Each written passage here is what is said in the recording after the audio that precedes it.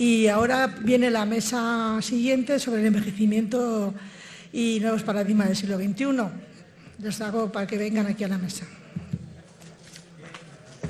Bueno, buenas tardes. En primer lugar, para mí es un placer y un honor moderar este primer panel de expertos de este congreso, y por ello quiero agradecer a la Sociedad Española de SST y a su presidenta, Benilde Serrano, por la invitación que ha hecho al Instituto Gallego de Seguridad y Salud Laboral de Galicia, en cuyo nombre vengo. El tema de la mesa me parece muy interesante, el tema de envejecimiento, ya no solo personalmente, porque bueno, ya se está viendo uno ahí, cada vez más cerca, sino porque yo creo que hay mucho trabajo que hacer en el tema de envejecimiento en el ámbito laboral. Hay mucho trabajo que hacer y viene mucho trabajo por detrás. Hay mucho trabajo que hacer porque, bueno, todos sabemos, la población europea está envejeciendo pues sin parar. La estrategia de la Unión Europea de 55 y más pues ya tiene unos cuantos años. Y, de hecho, el tema de edad ha sido el tópico de una de las campañas de la Agencia Europea de Seguridad y Salud del Trabajo, una campaña anterior, ¿no? O sea que sí hay mucho trabajo por hacer y nos viene mucho más pues porque la población va a seguir envejeciendo y porque, además, en esta era digital los cambios se caracteriza por los cambios son muy rápidos, ¿no? Cada vez cambia más rápido a nivel laboral, no tanto las tareas u oficios, que también, sino también los roles, las interrelaciones, las organizaciones y, en su conjunto, la sociedad. Y la capacidad de adaptación a los cambios, yo lo digo por propia experiencia, bueno, uno con la edad va perdiendo ciertas habilidades, se le van minorando, ya no solo físicas o incluso sensoriales, sino en el aspecto cognitivo uno va modificando su manera de trabajar. Y yo creo que aunque tengamos a lo mejor una mejor resiliencia con la edad, bueno, pues frente al estrés, tal, pero sí vamos perdiendo la capacidad de adaptación al cambio. Y la adaptación al cambio, ya no solo la adaptación, sino la anticipación al cambio, es una de las bases de la prevención de los riesgos laborales. Y como decía, estos cambios que se producen socialmente pues incluyen unos riesgos específicos para la gente de más edad. Lo estamos viendo socialmente con la brecha digital que se está produciendo, mucha gente que se ha quedado atrás. Y en el trabajo tenemos que evitar que ocurra eso. Yo espero también que las herramientas tecnológicas tan potentes cada día más que estamos empezando, que ya tenemos, pues ayuden de alguna manera también a anticipar esa falta de adaptación y de alguna manera, a eliminarla. Y bueno, como no han venido aquí a oírme hablar a mí, sino a los expertos del panel, presento al primero, Javier Sanz, que es médico del trabajo y además es diplomado en genética médica. Es el director del Servicio de Medicina del Trabajo y Prevención de Riesgos Laborales en Deloitte, España. Tiene, bueno, no voy a leer todo su currículum, estaríamos aquí mucho tiempo. Tiene una dilatada trayectoria, entre otras cosas, pues fue cofundador de la Asociación Española de Especialistas en Medicina del Trabajo. También fue fundador y director de la revista de Medicina del Trabajo. Ha participado en diversos grupos de investigación, es miembro de varias asociaciones y sociedades científicas y también tiene una producción científica dilatada, un montón de papers en revistas médicas nacionales e internacionales, y es coautor de varios libros. En algunos ha dirigido incluso la edición. Y sin más, le doy paso, Javier.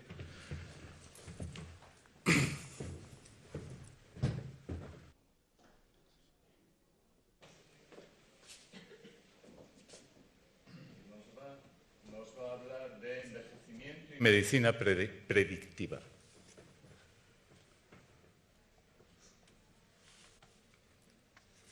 Necesito ayuda.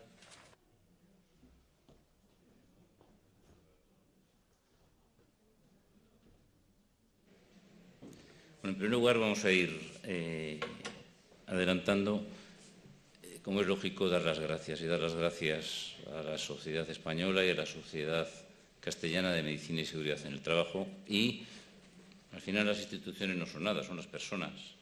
Y en eso yo creo que a quien tengo que dar las gracias es a Benilde Serrano, porque me trae aquí a poderles contar la historieta sobre el envejecimiento, cosa que yo cuando me lo dijo digo, ¿y por qué yo? No es ninguno de estos dos, no. Este es. Eso es. ¿Se pasa con esto, no? Correcto, eso es. Ya está. Yo creo que es por la dualidad de que, por un lado, soy el responsable del Servicio de Medicina del Trabajo y Prevención de Riesgos de una consultora y, por otro lado, me dedico también al campo de la genética, donde llevamos ya bastantes años trabajando, menos que en Medicina del Trabajo, y de hecho nos admitieron ya hace unos años en un consorcio que lidera la Universidad de Stanford y la red de hospitales de San Judas en Estados Unidos, que nos nutre de información y de conocimiento. Llevamos farmacogenómica en estos dos hospitales. Desde hace también menos de un año temas de genética en miocardiopatías en otro, y recibimos también pacientes de otros hospitales como el International Breast Cancer Center de Barcelona y donde nuestra mayor experiencia es en el tratamiento, en la ayuda al oncólogo en la personalización de tratamientos de quimioterapia, básicamente. Entonces, la primera duda que nos surge es ¿qué es el envejecimiento? Porque claro, es como el tiempo y Santo Tomás. Todos tenemos un concepto distinto. Es un proceso normal, es una enfermedad. Ahora los americanos están tendiendo mucho a considerar lo que es una anomalía, debiéramos vivir. Bueno, eso hay que darles consenso. Y después, ¿cuál es la edad real de un hombre? La cronológica es la edad funcional, es la edad cromosómica. ¿Puede prevenirse ese envejecimiento? Es evidente que tenemos personas de 50 años que parece que son abuelos y personas de 70 que están en plena forma. Con lo cual hay factores que nos tienen que ayudar a prevenir. Y esto es muy importante, porque nos acaba de decir nuestro moderador la importancia de que la población laboral en Europa está envejeciendo. Y también porque, ya lo veremos más a continuación, hay factores que pueden contribuir al envejecimiento de exposiciones laborales. Y, por lo tanto, tenemos que trabajar en ese sentido. Entonces, ya tenemos dos conceptos distintos: longevidad y envejecimiento. ¿Queremos vivir más o queremos vivir mejor? O ambas cosas, que será lo que todos nos gustaría. Y, por lo tanto, aparece aquí el concepto cantidad y el concepto calidad. Realmente, y esto es una opinión personal y aquí cada uno se puede acoplar a donde le dé la gana, yo creo que lo importante no es tanto vivir mucho, sino vivir con calidad de vida. Porque como podemos ver, cuando analizamos la esperanza de vida libre de discapacidad, esto es un estudio antiguo, pero que yo no he visto que esté actualizado, pero el del INE, sí vemos que la esperanza de vida al nacimiento se ha incrementado 7 años desde el 2004 al 2019 y, sin embargo, el hecho de que una mujer viva 86 años de media, en buena salud va a vivir solo 70, con lo cual vamos a tener una persona 16 años, al menos, con una salud tocada y, en muchas ocasiones, con discapacidades. Y eso sí es un problema para la propia persona. Ahora con Covilandia, como decía el psiquiatra, se ha puesto muy de moda. Aquí quien más ha sufrido en el COVID no son los jóvenes, son los muertos en primer lugar y en segundo lugar los ancianos. Esa es la realidad. Y nos están inundando de que si lo joven, que si un niño, que si un niño. Bueno, eso es también, ¿no? Pero hay que poner todo en su justa medida. Por lo tanto, esto es un estudio del año 2007-2008 que tuve la oportunidad de diseñar y dirigir sobre el deterioro psicofísico asociado a la edad en un colectivo profesional.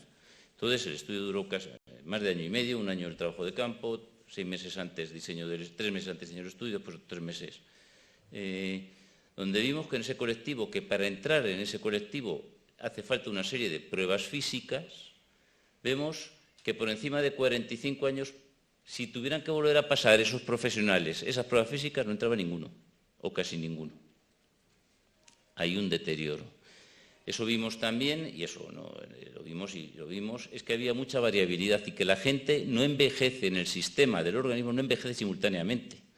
O sea, puede tener unas arterias hechas polvo, unas arterias de 80 años y unos pulmones de 60. Hay una asincronía en los procesos de envejecimiento en el organismo. Y por lo tanto, debemos pensar que debemos tender a un envejecimiento natural. Eso, por más que nos digan los americanos, es lo que hay. Yo no sé dentro de 100 años lo que habrá, pero me da lo mismo, que yo no voy a estar. Pero hay una universalidad, tiene que ser algo que afecte a todo el mundo. Naturaleza intrínseca, es algo que nace de sí mismo. Es progresivo y evidentemente tiene efectos perjudiciales. Todos es evidente que con 50 años está peor que con 20. Aunque la percepción de salud es diferente, cuidado. El de 60 o el de 70 años, vamos a poner, dice, ¿y usted qué tal se encuentra? Pues yo bien, sigo vivo. Y el de 20, pues, joder, pues es que tengo el tendón del cuádriceps, no sé qué tal, está hecho polvo. ¿Vale? ¿Qué teorías hay del envejecimiento? Esto es importante, no tanto por el concepto, sino porque si no sabemos por dónde tenemos que trabajar, es difícil, porque hay un tema que a mí me preocupa especialmente.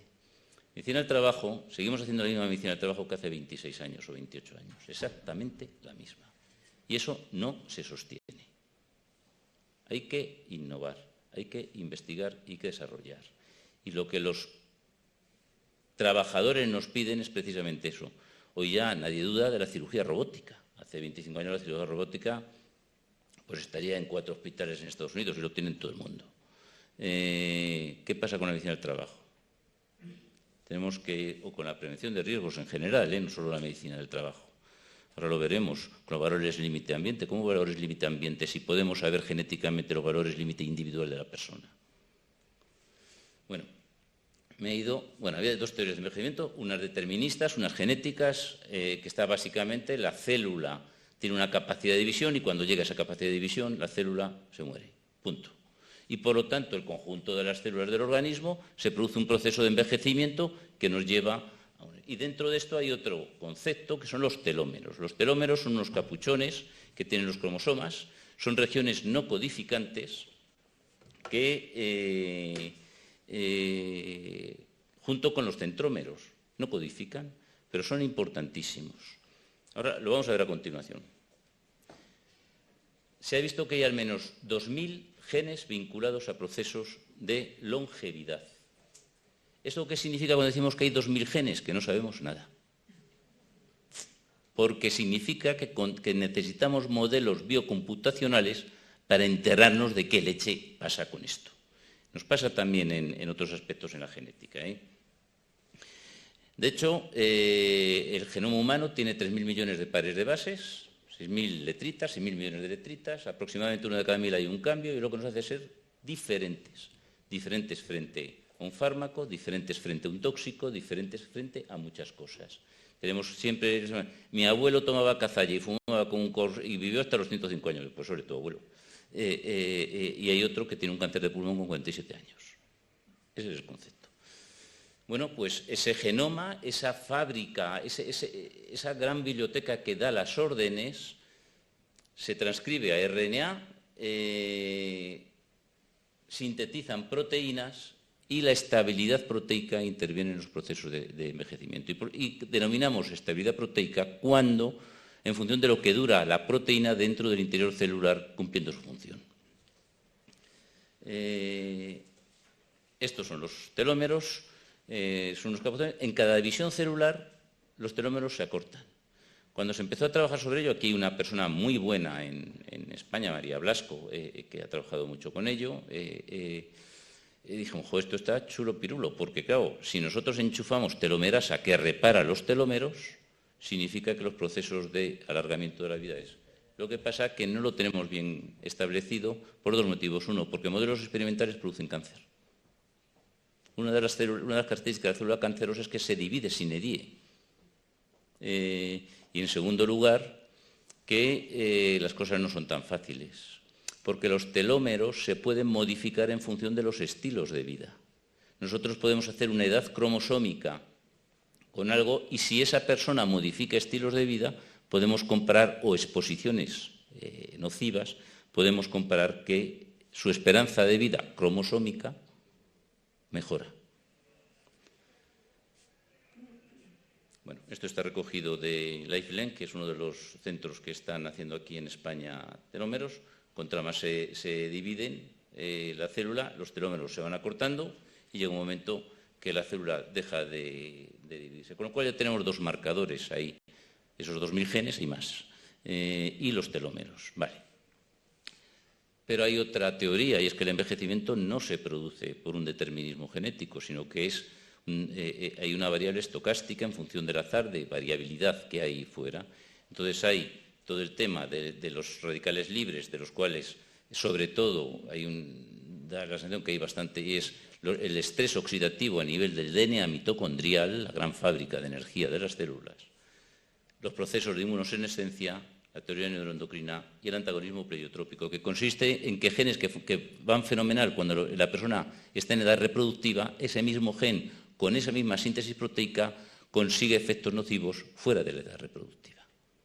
Es que es un poco, y aparece el epigenoma. El epigenoma son una serie de proteínas que envuelven el ADN y que funcionan como unos interruptores, un off-on, que hace que el gen se exprese o no se exprese.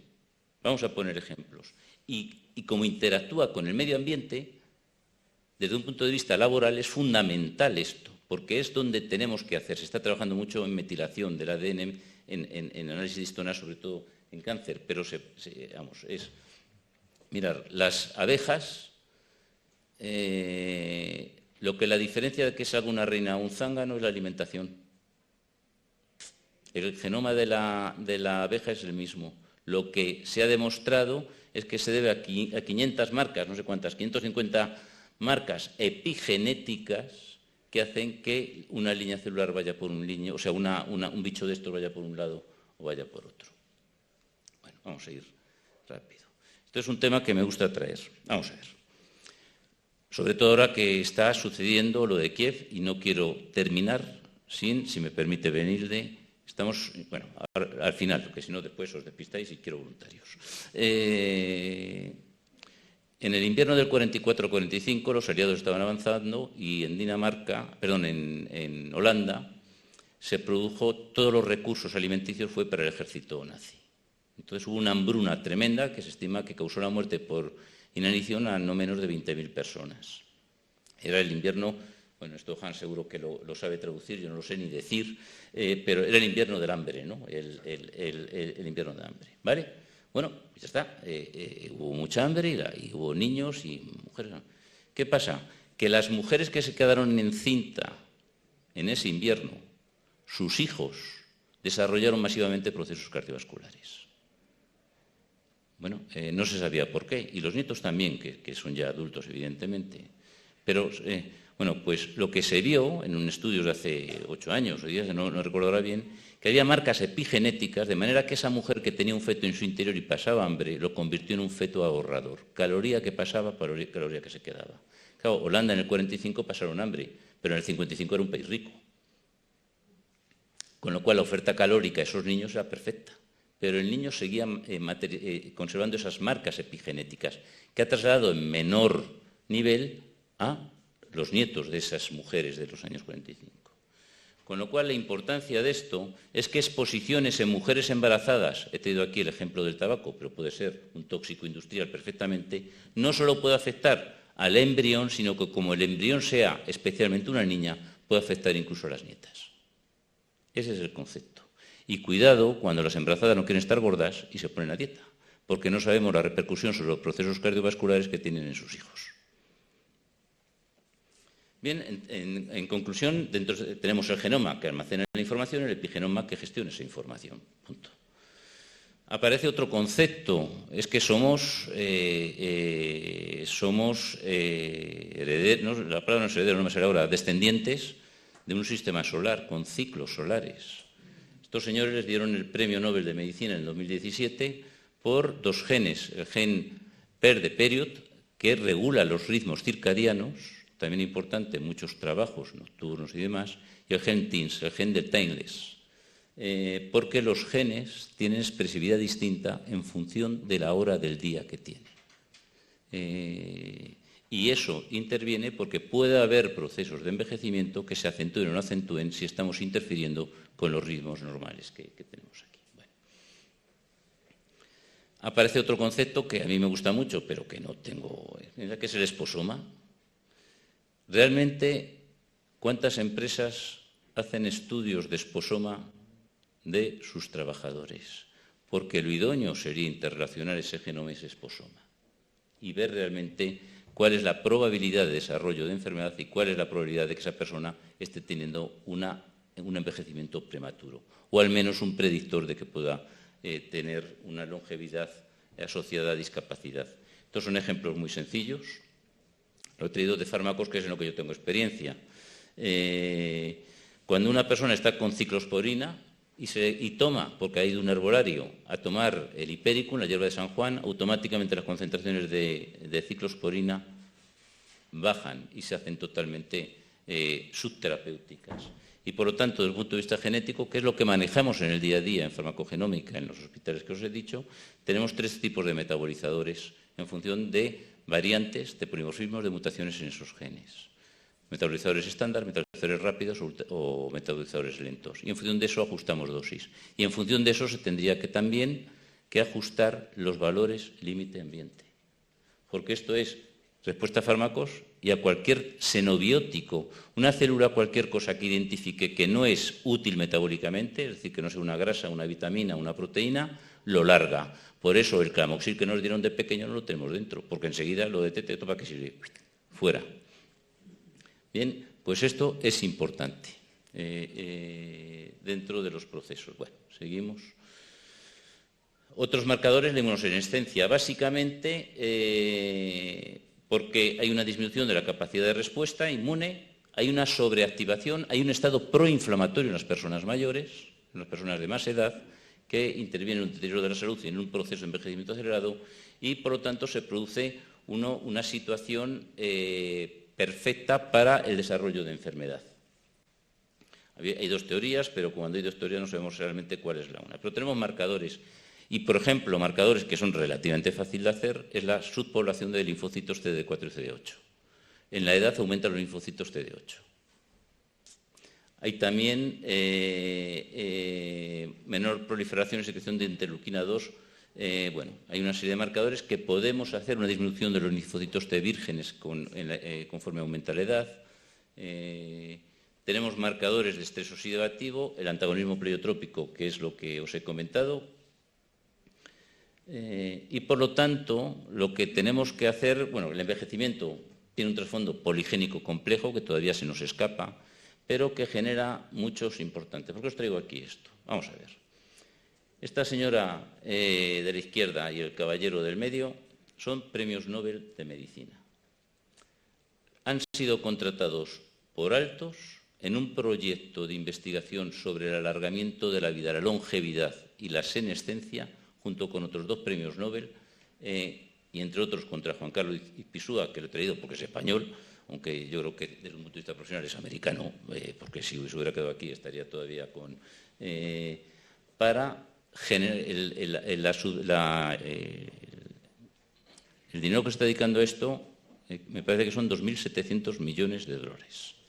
Quiere decir que no son una escasa... Hay un equipo grandísimo, ya os digo, hay 4 premios Nobel, gente de primer nivel que quieren estudiar la forma de detener ese envejecimiento y mejorar la calidad de vida.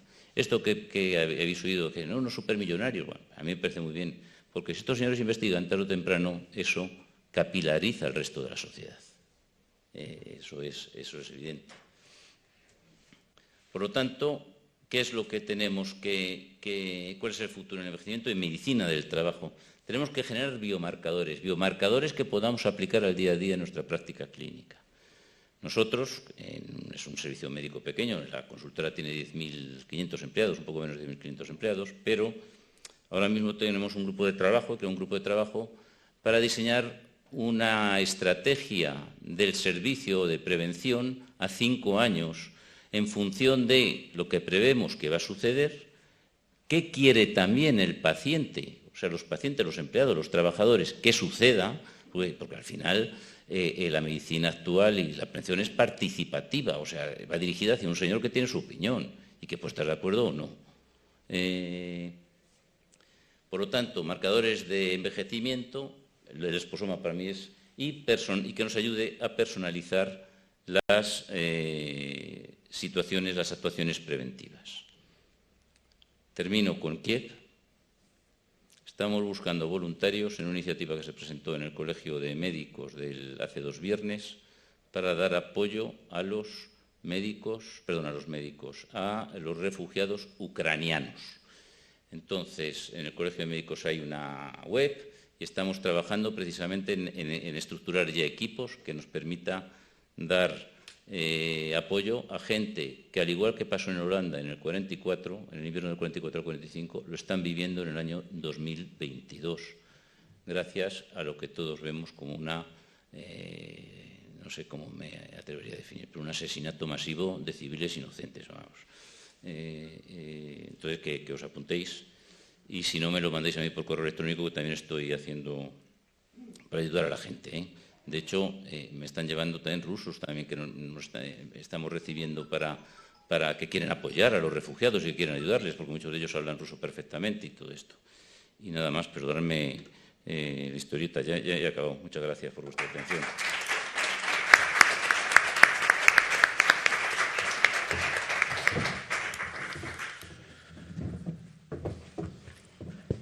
Muchas gracias, Javier. Me ha parecido muy interesante tu exposición, pero además yo soy biólogo molecular de estudios, o sea, que entra directamente en lo que me gustó estudiar. Bueno, la siguiente intervención será a cargo de Antonio Moreno Villena. Antonio Moreno es también médico especialista en medicina del trabajo, doctor en medicina y cirugía, técnico superior en prevención. En la actualidad es el coordinador nacional de I+D+I en medicina del trabajo de Quirón Prevención y también director médico de MV Salud. Bueno, tiene una carrera profesional amplia, tanto en la empresa, GlaxoSmithKline Pharma España, pues estuvo bastantes años como director gerente de servicio médico, empresas de Grupo Pascual y tal, y también en la pública. En el InSalud veo aquí que has trabajado, o sea que has tocado todos los palos, por lo que veo. Bueno, tiene también una producción científica abundante y también, pues, en cuanto a divulgación y a docencia, pues, un historial muy amplio. Y su ponencia, su disertación, va a ser sobre capacidades para el trabajo, la vía hacia el éxito. Antonio.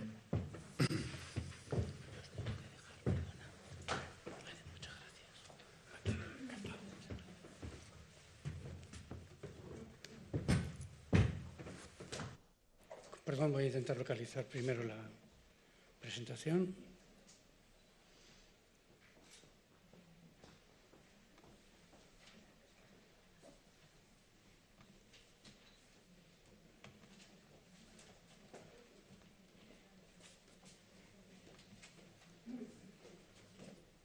No consigo pillarlo.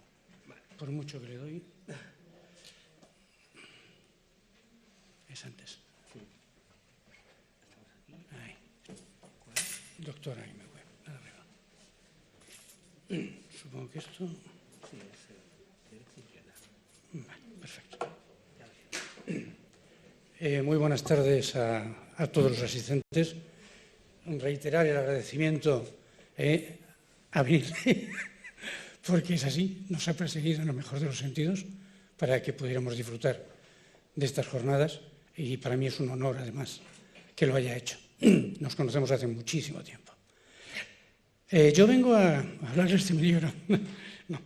En Quirón Prevención, que es donde estoy ahora, he tenido el honor de durante años llevar, y sigo llevándolo, la Coordinación Nacional de del Departamento de I+D+I y he sido el asesor científico-técnico de la sociedad y las previas que lo constituyen, porque saben que la prevención es una agrupación de las 4 principales sociedades de prevención de este país. Hemos desarrollado cosas interesantes, muy interesantes, y una de ellas, que llevo abordando hace un tiempo y que algunos de los presentes me han oído en más de una ocasión, es que tenemos que cambiar el criterio de aptitud y enfocarlo más a la capacidad del sujeto, por muchas cosas que se han dicho ya. O sea, no nos hemos puesto de acuerdo para hablar de lo mismo, pero casi todas las exposiciones que he visto hasta ahora ahondan un poco en esos diferentes conceptos. Yo voy a hacer un enfoque intentando buscar alternativas pues, relativamente más recientes o más al alcance de la mano. La salud, le he titulado ese estado ansiado, porque todos queremos estar sanos todo el tiempo, pero como decía un profesor y amigo mío, Antonio, no te equivoques, no hay gente sana sino gente mal estudiada. Entonces, bueno, pues vamos a dejarlo ahí y vamos a intentar mejorar un poquillo el tema. Ha citado a la Organización Mundial de la Salud, cuando yo, que además participé con AENOR y con la OMS en los principios de la empresa promotora de salud, decía que la palabra bienestar ya estaba en el inicio de la firma de la Carta de Salud de la ONU. Pero la pasábamos por encima. O sea, ¿qué es el bienestar? ¿Estar happy flower? No, son otras muchas cosas.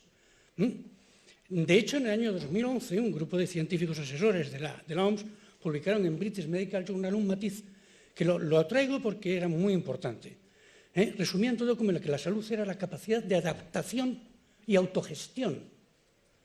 Si yo soy capaz de autogestionarme, lo demás me va a ser relativamente irrelevante. A partir de ahí, nosotros hemos estado luchando en un concepto, compartiéndolo con muchos grupos de trabajo, que es el que tienen ahí expuesto.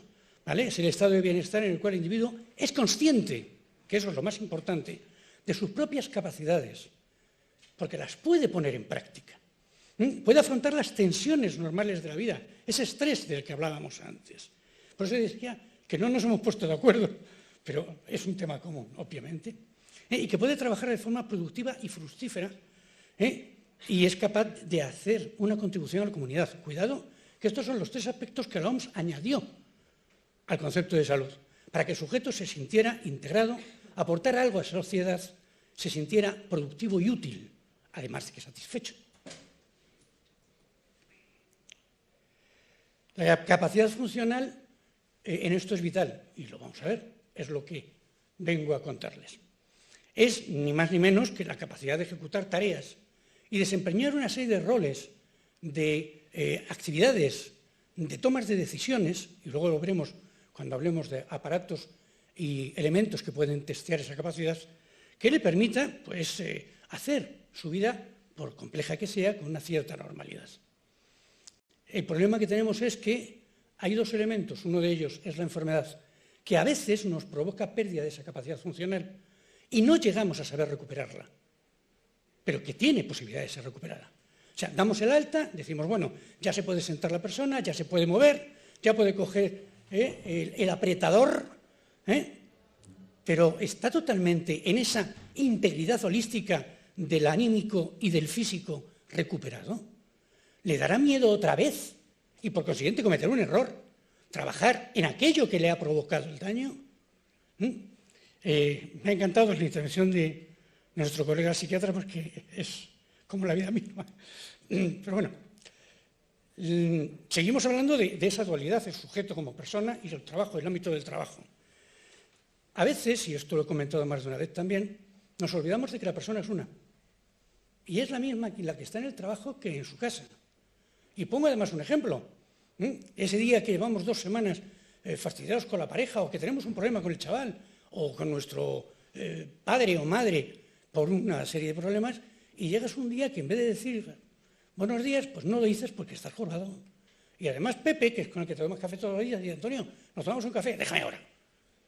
Es decir, tenemos algo arrastrado y lo mismo pasa en la parte del trabajo a la familia, ahora que se habla tanto de conciliación. Y eso no lo estamos estudiando de forma debida. La tecnología, la informática llegó a quedarse antes de la pandemia, ahora ya no la sacamos ni a bofetadas. Pero es que ha cambiado nuestra vida personal. Miren a los chavales, miren a la gente que no levanta la cabeza del móvil, que ha habido que poner letreros en los pasos de cebra para que la gente, pues miradlo en más de una ciudad. Y sobre todo ha influido en la forma de trabajo. Se ha citado por parte de nuestro compañero comercial, parte, y lo veremos, de las adaptaciones, de los retos, de las inseguridades. Pero no solo en las personas, en su vida privada, sino en el ámbito laboral. Somos los mismos, en diferente horario. A mí me gusta la medicina basada en la evidencia en los datos. Por eso yo voy más de Madrid. Y este es un ejemplo. La tercera encuesta europea realizada en el 2019, la Senior 3, dice ni más ni menos que el 85%, está hecha, si mal no recuerdo, sobre 33.000 empresas y 100 y pico mil trabajadores. El 85% de todas las personas utilizan ordenadores fijos personales, no el que me llevo el dispositivo o la tableta, para trabajar. Y que además de eso, el 77% usa portátiles, tabletas, relojes digitales que te avisan, etc. Pero además, lo que más llama la atención, que es por lo que le he traído, es que solo un 6% de esa población no usa tecnología. Es decir, el 94% de los seres, con el número de empresas que es, y habiendo entidades internacionales, hablamos de Europa, podemos hablar del mundo, excepto cierto tipo de países que están en fase de desarrollo, solo el 6% de las personas están libres del fenómeno de exposición, del reto, que ese es el verdadero problema de la tecnología, que va tan rápido y tan compleja que creemos que no vamos a poder afrontarlo. Y entonces surgen esos miedos, esa sensación de incapacidad, de la que ya hemos hablado. En el informe de estimaciones de las patologías emergentes vinculadas a la digitalización, vistas al 2025, la Agencia Europea ha destacado estos que ven ahí como elementos principales, como riesgos emergentes. Sin embargo, al que más importancia le da con mucho es al tecnoestrés, porque no tenemos herramientas para saberlo abordar. Y porque incide no solo en el ámbito del trabajo y en la ejecución, sino en la familia, en la vida social, en la interrelación de los sujetos, y en que se estrelle el Germanwings, el avión aquel, y en el que no te des cuenta que vas a alta velocidad y un tren de alta velocidad se salga de una vía. Es decir, el factor humano de los accidentes que no entendemos, cuando teóricamente hay factores de control para ellos. La fisiopatología de los determinantes de la pérdida de la capacidad funcional los tienen ahí, yo no me los he inventado, hay un montón de trabajos científicos. Pero curiosamente, si nos vamos a la disminución de la capacidad funcional y sus causas, obviamente están las preexistentes, agenesias, problemas genéticos, etcétera, y las sobrevenidas, que son las que principalmente podemos actuar en el ámbito de la prevención. De todas ellas, podemos actuar desde el punto de vista médico, en las enfermedades y sus secuelas, acción primaria, secundaria y terciaria. Y en los accidentes, si ocurren, también. Pero hay una en la que no podemos influir, nos pongamos como nos pongamos, que es en el envejecimiento fisiológico, que a su vez, fíjense ustedes, tiene una correlación absolutamente directa con el deterioro físico, con el deterioro sensorial y con el deterioro mental, entre otros. Tres de los factores principales que pueden provocar accidentabilidad, inseguridad y comisión de errores. Algunas cifras decían, y lo comentaba antes en una conversación, es que está llegando el envejecimiento por los años, ya vino. Miren las cifras. En el 2020, el Banco Mundial decía que el 9% de la población tenía más de 65 años.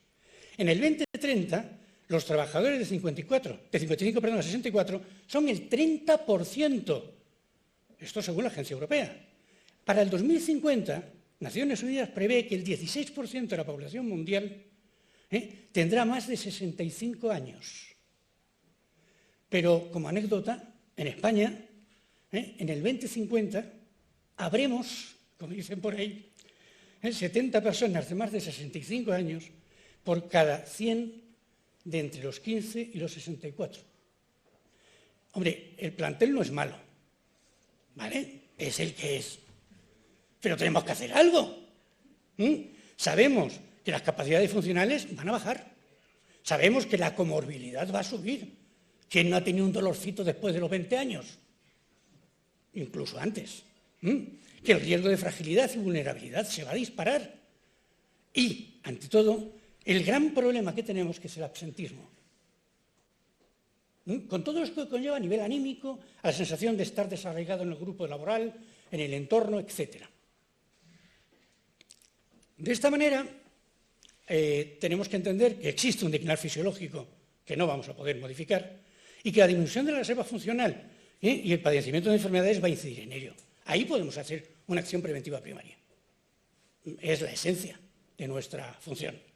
Pero tenemos que aumentar la actividad y la eficacia de la acción preventiva secundaria y terciaria, es decir, la de que el daño no vaya más e intentar recuperarlo, y la de que si existe no quede secuela, para que la fragilidad y la vulnerabilidad disminuyan todo lo posible y para que el riesgo de complicaciones sea cada vez menor. Porque si yo tengo pocas capacidades y hago una determinada tarea para los que necesito capacidades, aunque mi reconocimiento médico básico vinculado al riesgo diga que soy apto, a lo mejor no lo soy y voy a cometer otro accidente grave que me va a perjudicar a mí mismo, porque mi capacidad no es la óptima. Nos podríamos preguntar, entonces, ¿qué hacemos con esa persona? Eso toca después, pero lo vamos a tocar. Esto se lo traigo a colación, lo conocen todos, por favor, pero permítanme que se lo recuerde. El sistema de respuesta fisiológica, la madre de todas las guerras o de todas las ciencias, porque yo respondo a un estímulo, ese es el síndrome general de adaptación, cuyo primer eslabón, recuérdelo, es la ansiedad, que la ansiedad no es mala, es la que evita que se me caiga el vino encima de la mantelería de la suegra, o de que se me caiga el chaval y lo coja, eso crea emergentes reflejos, que los reflejos son estos, no el corte de manga, sino lo del martillo. Lo otro forma parte de la capacidad de respuesta o señal de alerta, pero que se convierte en patológica si es demasiado intensa, es diacrónica en el tiempo o dura muchísimo tiempo, que es en la situación en la que solemos tener a los trabajadores con el paso del tiempo. Esa respuesta es independiente, específica, diferente para cada sujeto y siempre está vinculada a la reserva fisiológica, con lo cual si yo no la mejoro con el paso del tiempo, cada vez mi respuesta va a ser peor, que está condicionada por lo que ven ahí y que eso que ven ahí, al final, está regulado por la adaptabilidad. Yo soy cordobés, criado en Madrid, enamorado del norte, y para mí la palabra adaptabilidad tiene una connotación distinta que resiliencia, y la llamo adaptabilidad. Porque además es la connotación positiva de acción A, lo otro es la tolerancia hacia. Y hay matices, ¿vale? Es una opinión personal. Para nosotros la enfermedad desde hace muchos años, el primer proyecto internacional muy importante en el que yo participé durante 5 años, FASIS, Fábrica Absolutamente Segura y Saludable, aposté por el sistema, y ahora se ha puesto de moda, estamos hablando del año 2009 al 2012 más o menos, por el sistema de salud ecológico. Lo pueden ver por ahí, es una chulada. Te ponen todos los factores, hospedador, elementos y el entorno en equilibrio, con un matiz. Ese equilibrio es un equilibrio que lo podemos reducir a demandas y respuesta. Volvemos a las capacidades adaptativas. Si estoy en equilibrio, estoy sano. Hay sujetos que trabajan siempre de noche, que llevan 25 historias y aguantan como machotes. No sé si dentro de 10 años lo harán o no, y aguantan.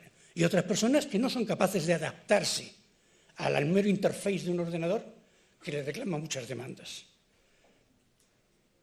Aún así, en un modelo de demandas uniformes, lo tienen ahí representado, con el paso del tiempo la respuesta adaptativa disminuye y el riesgo del daño aumenta. Esto es peregrino, es lo que es. La pregunta es, ¿podemos hacer algo desde la vigilancia y la salud y la prevención? ¿Podemos hacer algo haciendo un seguimiento, que no lo hacemos, de las capacidades funcionales específicas del puesto de trabajo? Pues sí. Y encima lo podemos hacer a lo largo de toda la vida del trabajador. Eso es una fuente, ahora que se habla tanto del Big Data, de información brutal. Porque si yo sé cómo ha sido un chaval, sé cómo ha sido su vida, en un momento determinado tengo un problema, de hecho tenemos un proyecto que hicimos, además con el Liberty Health en en Europa. Chulísimo. Podíamos predecir cuál era el riesgo del sujeto y actuar preventivamente 20 años antes, que es cuando puedo prevenir. El proyecto FACET, todos estos proyectos se meten en Quirón Prevención e Innovación, ¿vale? Los tienen explicados. Entonces, claro que se pueden hacer cosas. De hecho, nosotros estamos trabajando a ese respecto.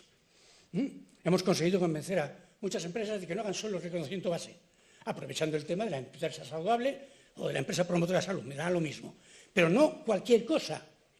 Yo tuve una empresa que se puso a hacer, yo lloraba porque la campaña tuvo que costar un montón, el papel cuché de alto nivel, de hipertensión.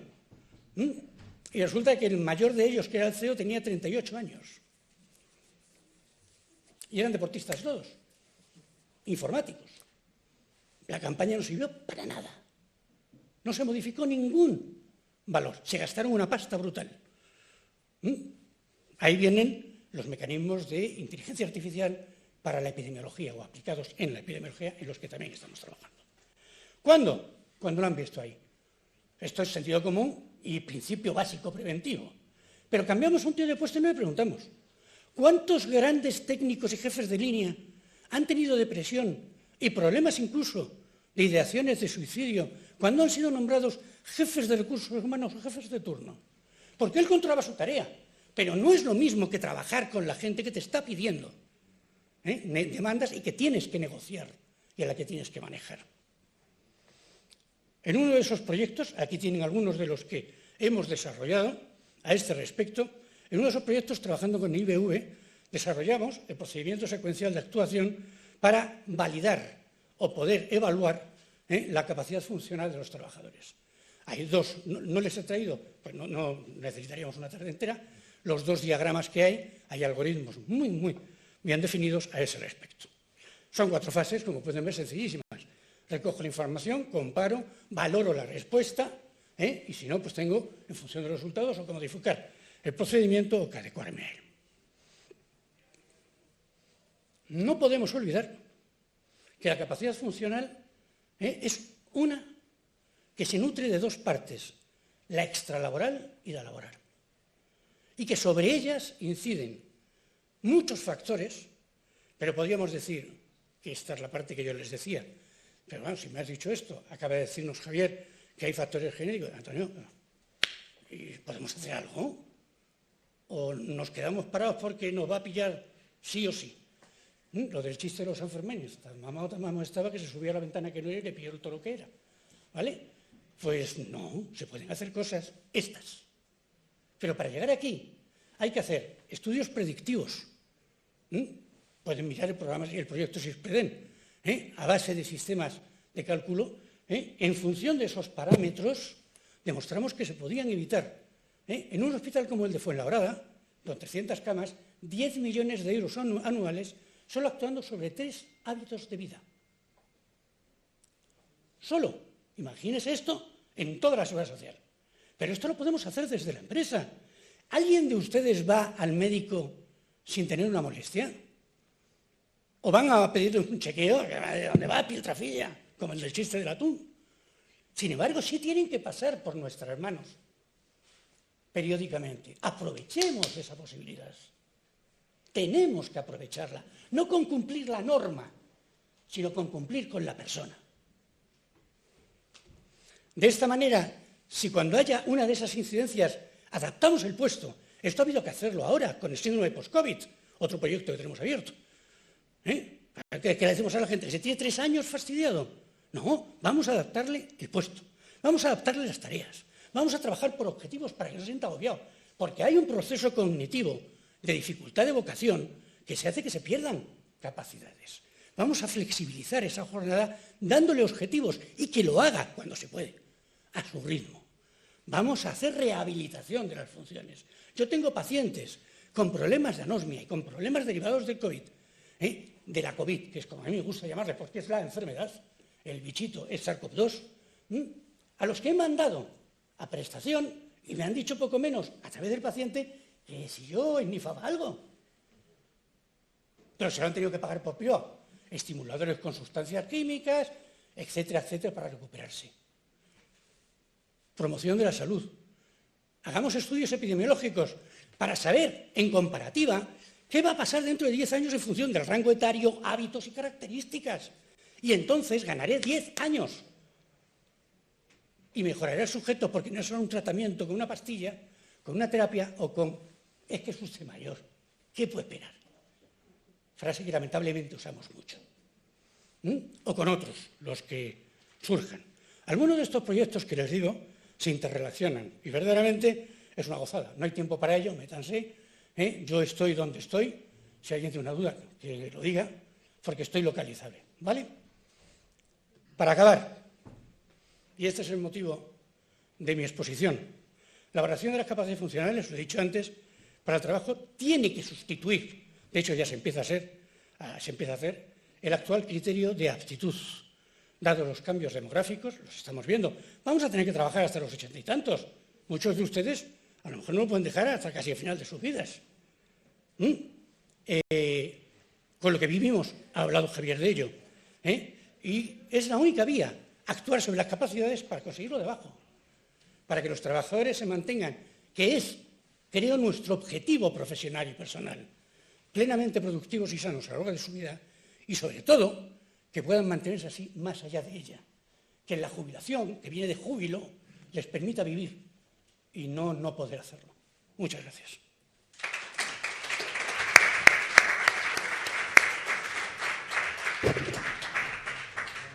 Gracias, Antonio. Bueno, el tercer panelista no está, Pedro Miguel Carrana, con lo cual, pues, terminamos este primer panel de expertos. Espero que les haya sido tan interesante como me ha resultado a mí y ya de paso recuperamos algo del tiempo retrasado. Muchas gracias.